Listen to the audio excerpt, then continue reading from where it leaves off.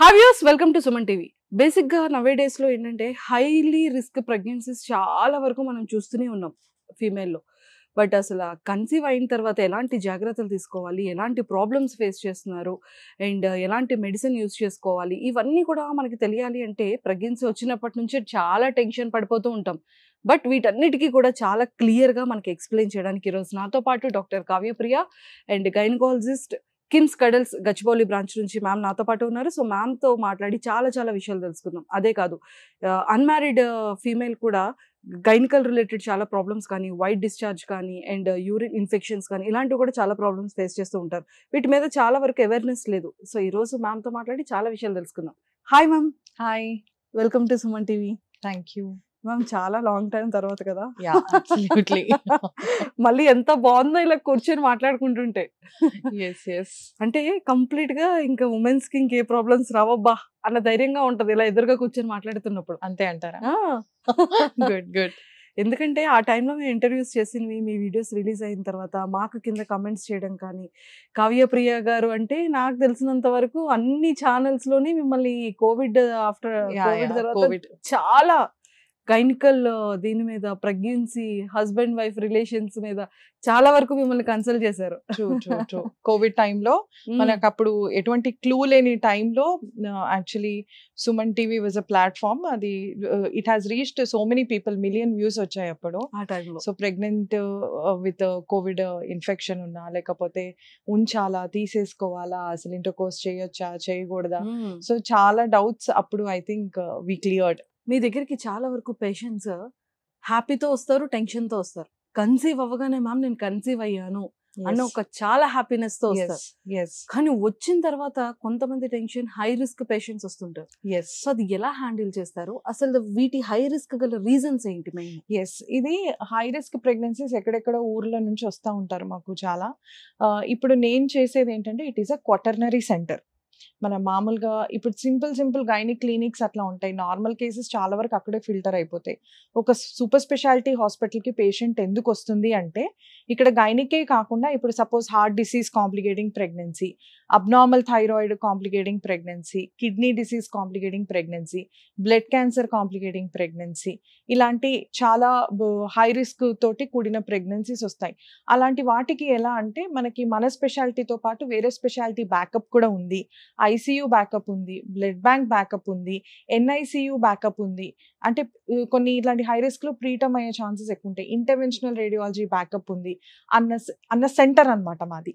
So ఇన్ని facilities ఉంటాయి కాబట్టి ఎలాంటి కేసు వచ్చినా కూడా హ్యాండిల్ చేసే కెపాసిటీ, హ్యాండిల్ చేసేంత మ్యాన్ పవర్ మా దగ్గర ఉంటాయి అన్నమాట. So that is the speciality. Super. And మీ దగ్గరికి చాలా మంది ఆఫ్టర్ ప్రెగ్నెన్సీ కన్సీవ్ అయిన తర్వాత వస్తారు కదా మ్యామ్, ఎలాంటి కేసెస్ ఎక్కువగా మీరు డీల్ చేస్తుంటారు? చాలా వరకు మనకి 80% వరకు నార్మల్ వస్తాయి. ఇంకొన్ని రెఫరల్స్ ఉంటాయి అన్నమాట. మనకి ఇప్పుడు చుట్టుపక్కల వికారాబాద్ కానీ, లేకపోతే తాండూరు కానీ, లేకపోతే వరంగల్, మనకి వనపర్తి, మెహబూబ్ నగర్, సో ఇలాంటి దగ్గర ఏంటి అంటే హై రిస్క్ కనుక ఉంటే వాళ్ళకి ఫీటల్ మెడిసిన్ బ్యాకప్ ఉండదు. ఉట్టి సింపుల్ రేడియాలజీ చేస్తారు కానీ ఫీటల్ మెడిసిన్ అన్నది specialised branch in radiology only for the fetus అన్నమాట. అది ఉండదు. అండ్ ఎన్ఐసియూ ఫెసిలిటీస్ ఉండవు. మనం ఒక ఎన్ఐసియూ ఎస్టాబ్లిష్ చేయాలి అంటే మనకు అందులో మ్యాన్ పవర్, ఫైనాన్షియల్ పవర్ చాలా అవసరం. అవన్నీ మనకి సూపర్ స్పెషాలిటీస్ లోనే వస్తూ ఉంటాయి అన్నమాట. సో ఇలాంటివి, ఇంకొకటి బ్లడ్ బ్యాంక్, ఏవైనా కూడా మా దగ్గర ఉంటాయి కాబట్టి ఇట్లాంటివి రెఫరల్స్ వస్తూ ఉంటాయి. సో అవి ఇంకొకటి, ఈ క్వాటర్నరీ సెంటర్లో ఉన్న gynaecologist sir expertised in skill. ఎక్కువ హై రిస్కే చేస్తూ ఉంటాం కాబట్టి we get use to that. మాకేమి ఇట్లాంటి హై రిస్క్ వచ్చినప్పుడు పానిక్ అవ్వడం అట్లా ఏం ఉండదు. Right from the beginning of my career, let it be at Care Banjara or Yashoda or now in KIMS, మేము ఎక్కువగా హ్యాండిల్ చేసింది నేను హై రిస్కే.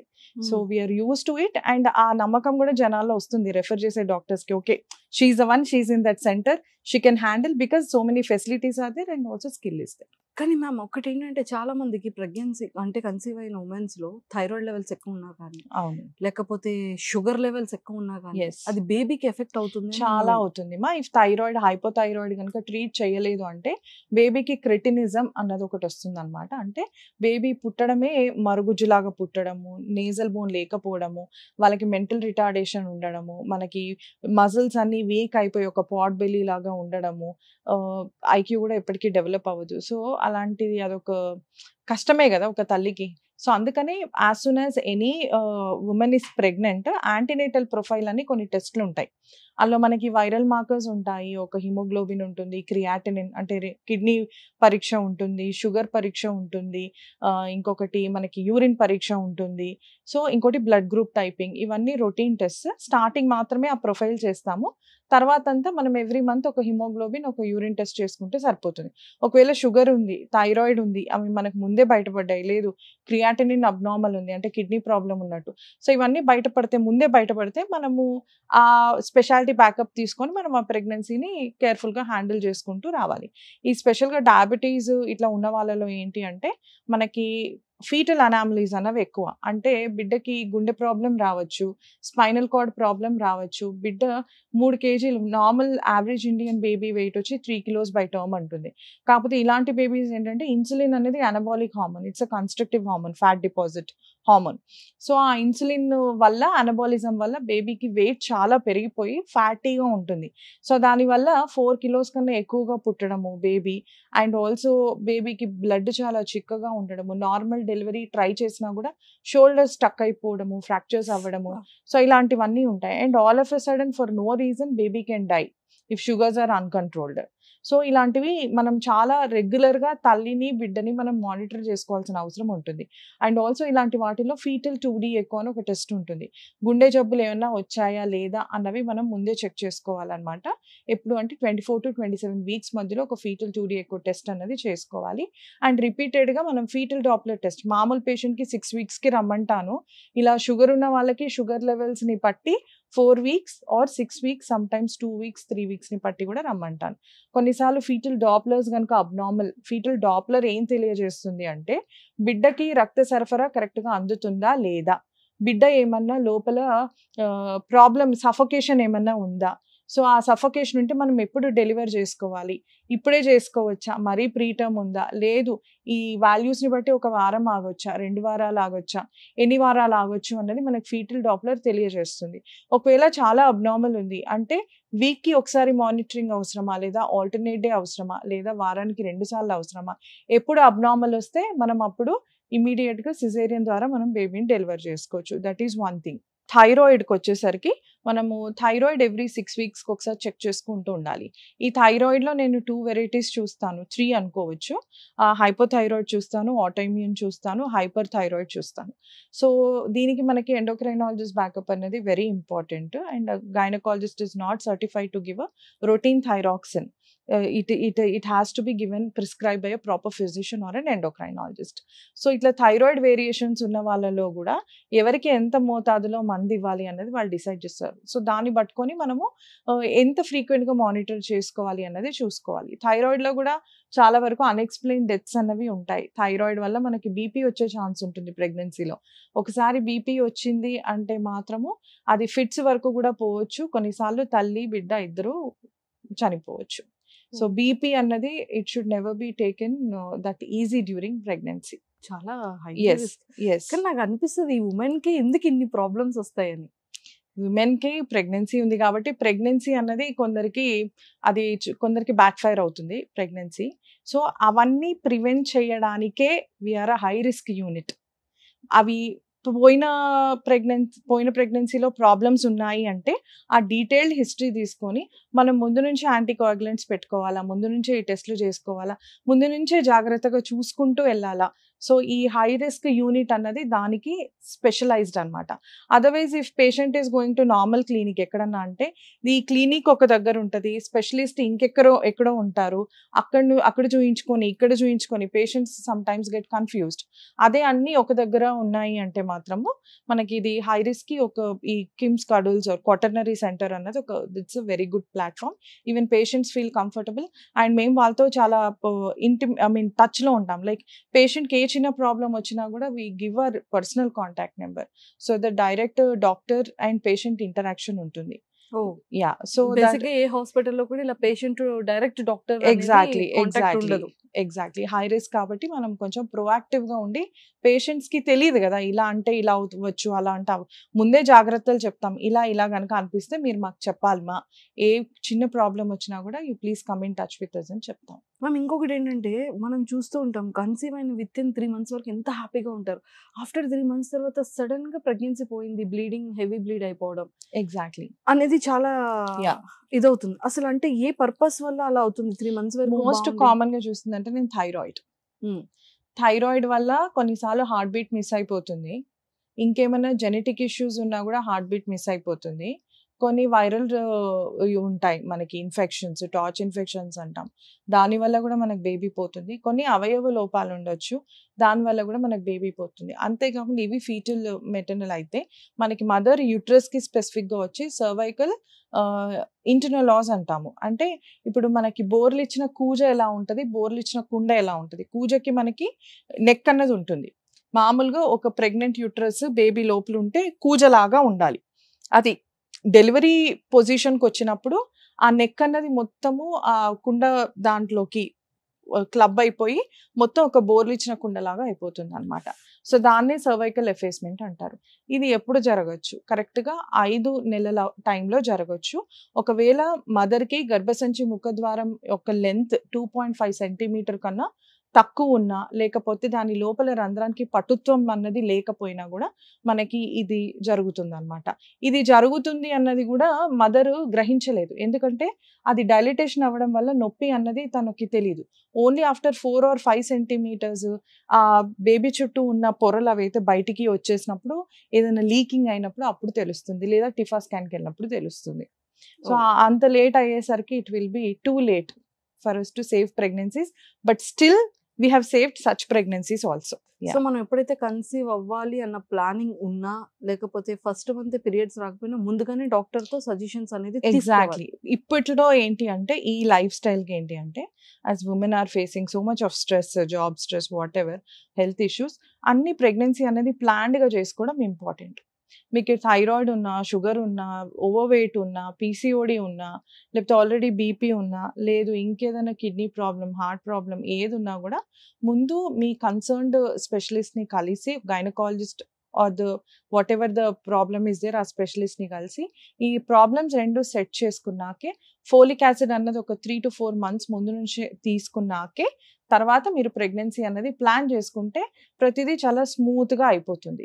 లేదు సడన్గా ప్రెగ్నెన్సీ వచ్చింది, వాళ్ళకి కిడ్నీ ప్రాబ్లము కష్టంగా ఉంది, లేకపోతే గుండె ప్రాబ్లం కష్టంగా ఉంది, అటు అబార్ట్ చేయలేం, వాళ్ళు అంటారు మేడం మాకు ఈ ప్రెగ్నెన్సీ చాలా ప్రీషియస్ కానీ మీకు ఇంకా ప్రాబ్లమ్ సెట్ కాలేదు అన్నది. అలాంటి టైంలో కొంచెం మనకి ట్రిక్కీగా ఉంటుంది. ఇంకొన్నిసార్లు ఫోలిక్ యాసిడ్ కూడా వేసుకోరు, ఏజ్ వచ్చేసి 30-35 ఉంటారు. ఇప్పట్లో అయితే ఇంకా 40-44కి కూడా మాకు ఇంకా ప్రెగ్నెన్సీ కావాలి అని వస్తున్నారు. సో అట్లా అది కూడా 44 ఎగ్జాక్ట్లీ 44కి కూడా నాకు ఎన్ని ఎగ్స్ ఉన్నాయి డాక్టర్ ఒకసారి చూసి చెప్పండి, మైనీ సెకండ్ మ్యారేజ్, అట్లా కూడా వస్తారు చాలా మంది. అంటే కిడ్ అన్నది ఒకటి ఫ్యామిలీ బైండింగ్ ఫ్యాక్టర్ లాగా అయిపోయింది. వాళ్ళిద్దరికి కలిపి ఒక కిడ్ ఉన్న, let it be first marriage or second marriage అన్నది ఒక బైండింగ్ ఫ్యాక్టర్ లాగా అయిపోయి, so people are opting even for 44 years 45 yearsకి కూడా ప్రెగ్నెన్సీ అని వస్తారు. వీళ్ళని కూడా లెక్క ప్రకారం technically these also come under high risk. ఎందుకంటే 43-44 yearsకి ఫస్ట్ ఆఫ్ ఆల్ ఎగ్స్ ఉండవు. ఎగ్స్ 1-2 ఉన్నా కూడా దానికి క్వాలిటీ ఉండదు. అలాంటి ఎగ్స్తో ప్రెగ్నెన్సీ కనుక వస్తే చాలా వరకు జన్యుపర లోపాలు అనేవి వస్తాయి. ఇంకొకటి మీ బాడీ 20sలో ఉన్నట్టు ఉండదు. మీ బాడీ ఎంతవరకు సహిస్తుంది, మీకు ఏమన్నా తెలియని గుండె జబ్బులు ఏమన్నా బయటపడతాయా, లేకపోతే బీపీ వస్తుందా, లేకపోతే నార్మల్ డెలివరీ అసలుకే అవ్వదు, ఎందుకంటే వాళ్ళకి అంత పటుత్వం అదంతా ఉండదు కాబట్టి మోస్ట్లీ C-sectionకి వెళ్తారు.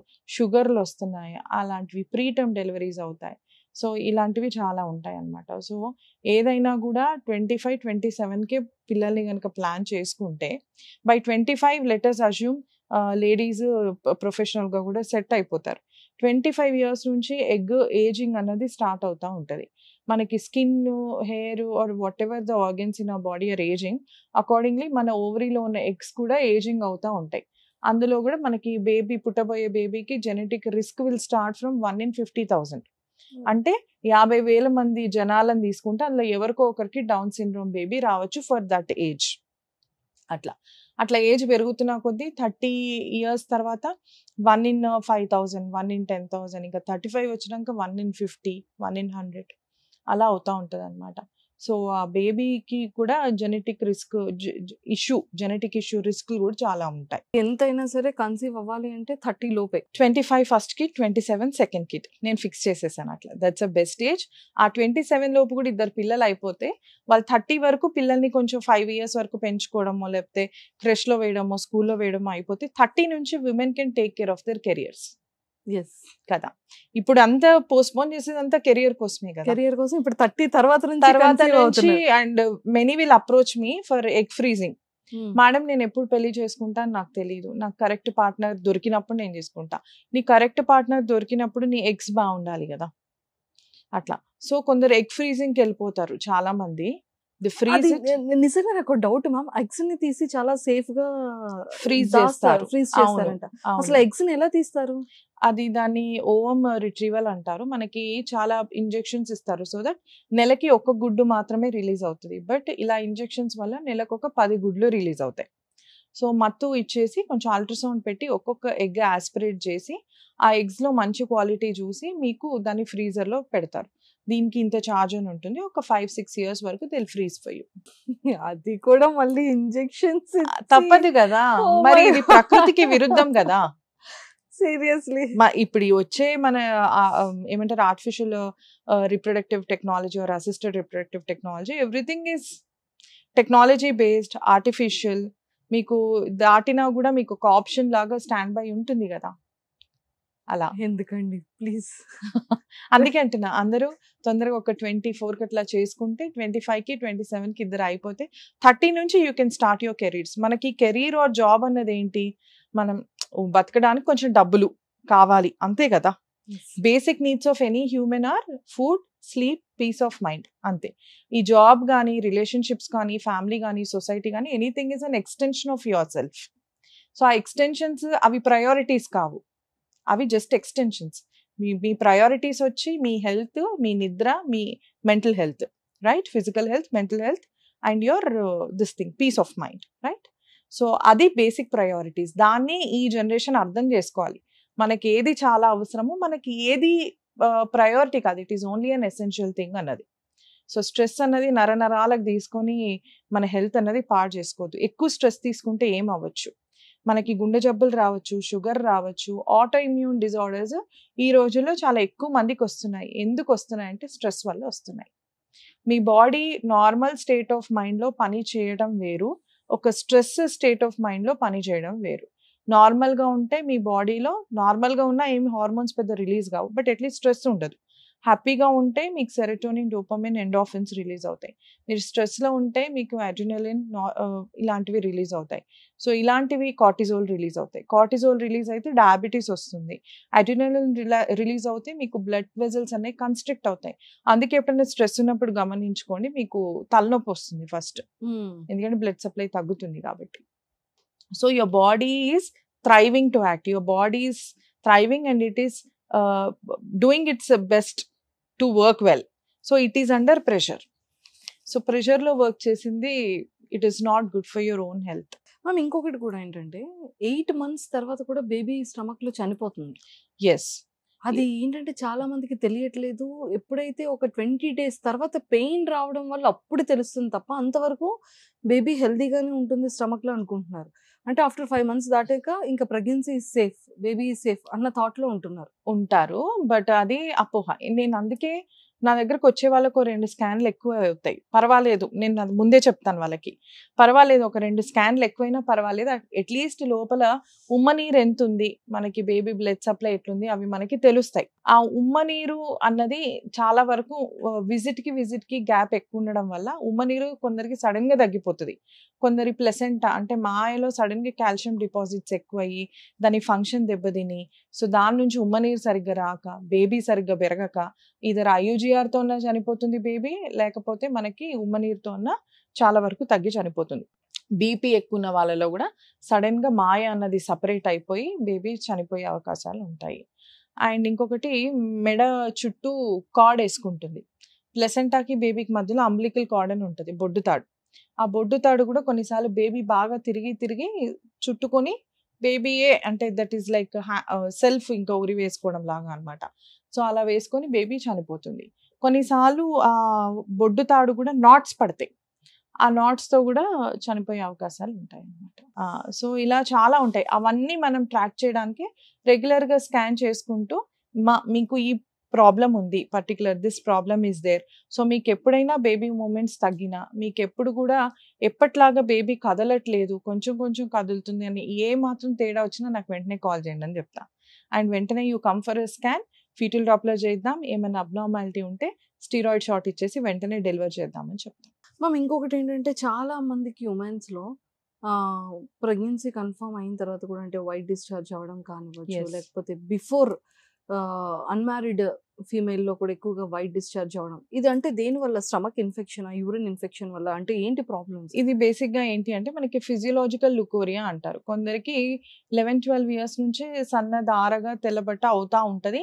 తెల్లబట్ట ఎప్పుడు అబ్నార్మల్, దాని మామూలు కలర్ పర్లీ వైట్ లాగా గాకుండా dirty white, green colour, yellow colour, వాసన, దురద అండ్ ఇంటర్‌కోర్స్ అంటే భార్యాభర్తలు కలిసాక ఎక్కువగా రావడం వల్ల, దానివల్ల ఇంక షుగర్ వల్ల రావడం, అది ఇంకో ఫంగల్ ఇన్ఫెక్షన్ ఉంటుంది. క్యాండిడియాసిస్ అంటారు. దీనివల్ల ఏంటి దీనితో పాటు పొత్తి కడుపు నొప్పి, యూరిన్‌లో మంట ఇవన్నీ ఉన్నాయి అంటే దీన్ని pelvic inflammatory disease bacterial vaginosis అంటారు. సో, ఇది మోస్ట్‌లీ మనకి సెక్షువల్లీ ట్రాన్స్‌మిటెడ్ ఉంటుంది. ఆర్ ఏమన్నా masturbation with unhealthy or unhygienic ఆబ్జెక్ట్స్‌తో గూడా ఇన్ఫెక్షన్స్ అనేవి ఇంట్రొడ్యూస్ అవుతాయన్నమాట.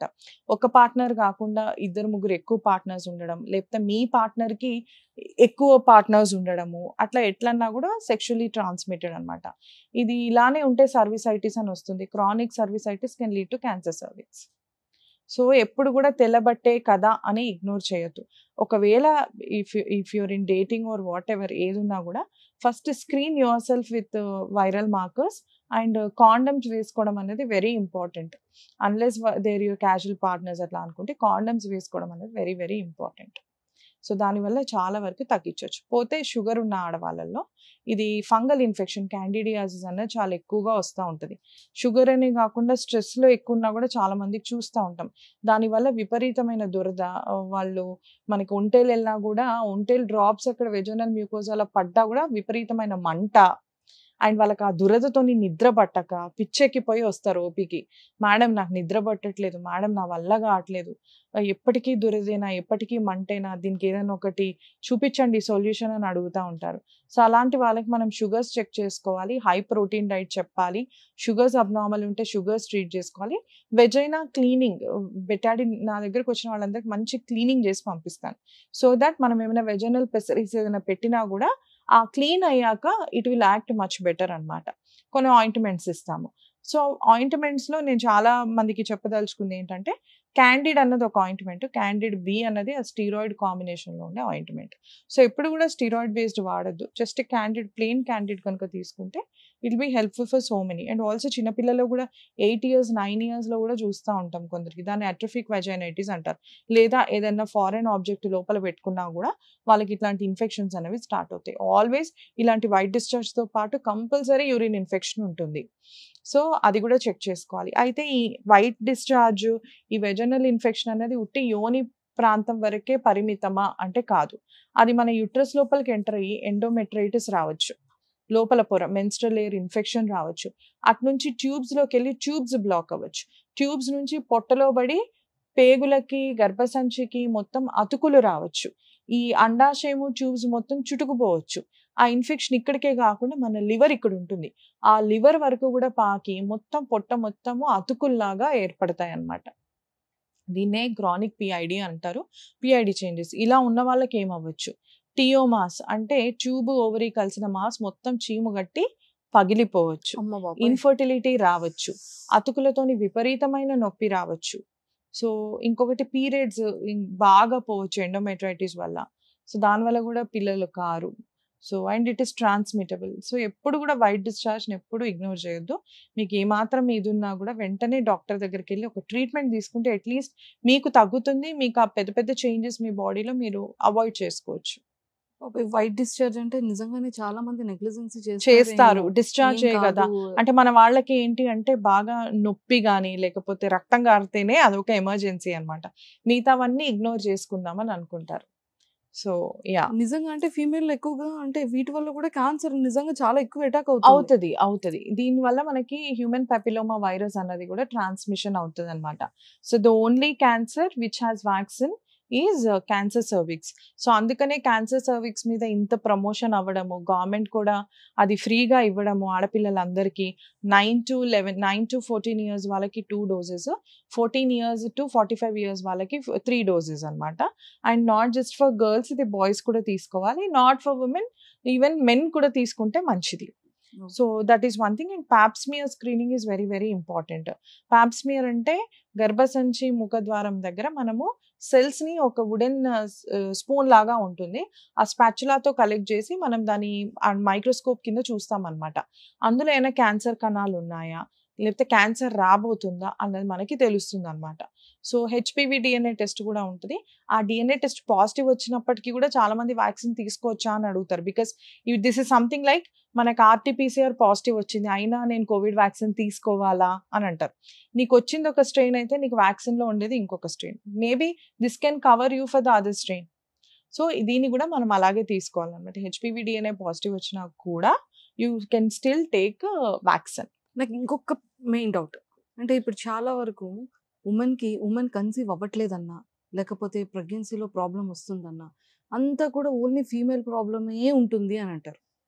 కానీ ఈ మెయిల్ వల్ల కూడా హెల్తీ బేబీస్ రావట్లేదు, మెయిల్ ప్రాబ్లం కూడా ఉండడం వల్లే ఫీమేల్ కి ప్రెగ్నెన్సీ విషయంలో కూడా ప్రాబ్లం అవుతుంది అని వినడం జరిగింది. అంటే లైక్ ఆల్కహాల్ కానీ స్మోక్ కానీ ఇలాంటివి. అంటే దాని గురించి ఒక్కసారి దాని గురించి ఎందుకంటే చాలా చాలా అవగాహన కావాలి. మెయిల్ కి అసలు చాలా ఉండదు వరకు అనుకుంటారు. ఎస్, ఇప్పుడు మనకి ఇన్ఫర్టిలిటీలో చూసుకుంటే కారణం ఎక్కువ ఫీమేల్ అని అనుకుంటే ఒక 50% ఫీమేల్, ఒక 20% కారణం ఎవరు అన్నది తెలియదు, ఒక 30% మనం మగవాళ్ళకి కాంట్రిబ్యూట్ చేస్తాం అనమాట. సో వీళ్ళకి ఆల్కహాల్ ఉండడం కానీ లేకపోతే డ్రగ్స్ ఉండడం కానీ సిగరెట్ స్మోకింగ్ కానీ ప్యాంట్లు టైట్గా వేసుకోవడం కానీ వాళ్ళకి వరిబీజాల వారికోసీలు ఉండడం కానీ ఇవన్నీ వాళ్ళకి it is there ego is very fragile. So ఇవన్నీ అంత బయటకి రానివ్వరు. ఆడవాళ్ళకి ప్రాబ్లం అని జనరలైజ్డ్గా చాలా కంఫర్టబుల్గా చెప్తారు. సో వాళ్ళ ఇది కూడా ఇన్వాల్వ్ అయి ఉంటుంది. వాళ్ళకి ప్రాబ్లం ఉంటే బయటకి ఇవాల్యుయేషన్కి కూడా రారు, నేను ఎందుకు చెక్ చేసుకోవాలి అంటారు. బట్ ఇట్లాంటి అలవాట్లు ఉన్న వాళ్ళలో కూడా ఏమవుతుందంటే స్పర్మ్ యొక్క డిఎన్ఏది ఎఫెక్ట్ అవుతుంది. డెఫినెట్గా డిఎన్ఏ ఫ్రాగ్మెంటేషన్ ఇండెక్స్ అని ఒక టెస్ట్ ఉంటుంది, అందులో అబ్నార్మల్గా రావడం జరుగుతుంది. అట్లా అబ్నార్మల్ జెనెటిక్ మెటీరియల్ ఉన్న వాళ్ళ బేబీస్ కూడా కొంచెం అబ్నార్మల్గా ఉంటారు. దానివల్ల కూడా మనకి అబార్షన్స్ కూడా అయ్యే అవకాశాలు ఉంటాయి. ఒకవేళ ప్రెగ్నెన్సీ కంటిన్యూ అయినా కూడా కొన్ని ఇష్యూస్ రావచ్చు, మెంటల్ ఇష్యూస్ రావచ్చు పిల్లలకి, యూనో కొన్ని ట్రేడ్స్ అబ్నార్మల్ ట్రేడ్స్ రావచ్చు, వేరే మేల్ డామినెంట్ డిసీజెస్ రావచ్చు. సో డెఫినెట్గా వాళ్ళది కూడా ఉంటుంది కాంట్రిబ్యూషన్, వాళ్ళ 30% వరకు ఉంటుంది. సో అంటే వాళ్ళు ఎలాంటి జాగ్రత్తలు తీసుకోవాలి?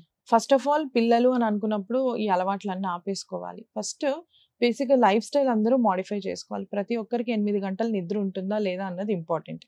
Uninterrupted 8 hours of sleep is very very important. ఎవరికైనా 10 పడుకోవడం ఇంపార్టెంట్. ఎందుకు ఇంపార్టెంట్? 12 తర్వాత బాడీలో కార్టిజోల్ లెవెల్స్ ఎక్కువ అవుతాయి, షుగర్ లెవెల్స్ ఎక్కువ అవుతాయి, ఒబిసిటీ అన్నది ఎక్కువ అవుతుంది. సో అందుకని తొందరగా పడుకోవడం వల్ల మనం ఇవన్నీ తగ్గించవచ్చు. ఇంకోటి మన బ్లూ స్క్రీన్ టైం, అది మనం పడుకునే ఒక 2 గంటల ముందు నుంచి ఆపేయాలి. దానివల్ల మనకి మెలటోనిన్ సెక్రీషన్ ఎక్కువ అవ్వడము, అది మళ్ళీ సర్కేడియన్ రిథమ్ని మనం డిస్టర్బ్ చేయడము, నిద్ర అన్నది పోస్ట్పోన్ అవ్వడం అవన్నీ జరుగుతాయి. ఫుడ్ అన్నది మనము ఈవినింగ్ 6 to 7 కల్లా తినేసేయాలి. 7 తర్వాత అన్ని మనకి ఫ్యాట్ డిపాజిటింగ్ డిసీజెస్ మాత్రమే వస్తాయి అన్నమాట. ఇంకోటి ఇంటర్మిటెంట్ ఫాస్టింగ్ అనేది ఫాలో అవ్వడం వెరీ వెరీ ఇంపార్టెంట్. ఎందుకంటే ఇన్సులిన్ రెసిస్టెన్స్ అనేది చాలా వరకు తగ్గించి మన బాడీ వెయిట్ని కూడా కంట్రోల్లో పెడుతుంది. దీనికి అబ్నార్మల్ టైమింగ్స్ చూస్ చేసుకోవాల్సిన అవసరం లేదు. మార్నింగ్ 9 to ఈవినింగ్ 6 తింటే చాలు. తిన్నది మనకు ఒక 1200 కిలో క్యాలరీస్ వరకు తీసుకుంటే సరిపోతుంది. ఎక్కడ ఫ్యాట్ డిపాజిట్ అయినా పొట్ట భాగంలో డిపాజిట్ అవ్వకుండా చూసుకోవాలి. కొంచెం ఒక 30 మినిట్స్ వాకింగ్ చేసుకుంటే మంచిది. అట్లీస్ట్ ఒక 10,000 స్టెప్స్ పర్ డే చేసుకున్నా మనకి సరిపోతుంది. అది మన రెగ్యులర్ వర్క్ ప్లేస్లో కానీ ఇంట్లో అయినా ఏదన్నా అక్కడికి వెళ్ళి తెచ్చుకోవడము, పెట్టడము, మనం కొంచెం ఎఫర్ట్స్ పెట్టి జస్ట్ మనం ఇల్లు క్లీన్ చేసుకోవడము, వర్క్ ప్లేస్లో కూడా ఒక 3,000-4,000 స్టెప్స్ చేసుకుంటే సరిపోతుంది. నిద్ర బాగా సరిపోతుంది. ఇవన్నీ సెట్ అయితే చాలా వరకు సెట్ అయిపోతాయి. అండ్ ఈ రోజుల్లో ఉండే స్ట్రెస్ వల్ల ఏంటి అంటే వైఫ్ అండ్ హస్బెండ్ టైంకి కలుసుకోవడం అనేది జరగట్లేదు. ఎగ్ రిలీజ్ అవుతున్నా కూడా వాళ్ళ ఆ టైంలో ఇంటర్కోర్స్ లేకపోవడం వల్ల ఈ లాస్ ఆఫ్ లిబిడో అంటారు. ఈ స్ట్రెస్ వల్ల ఏంటంటే ఆ సెక్షువల్ అర్జ్ అనేది చాలా వరకు తగ్గిపోతుంది. చాలా మంది కపుల్స్కి పెళ్ళయ్యాక, పెళ్ళికి ముందు బాగానే ఉంటారు అనుకుంటా, బట్ మేబీ ఆఫ్టర్ మ్యారేజ్ అది చాలా వరకు తగ్గిపోతుంది.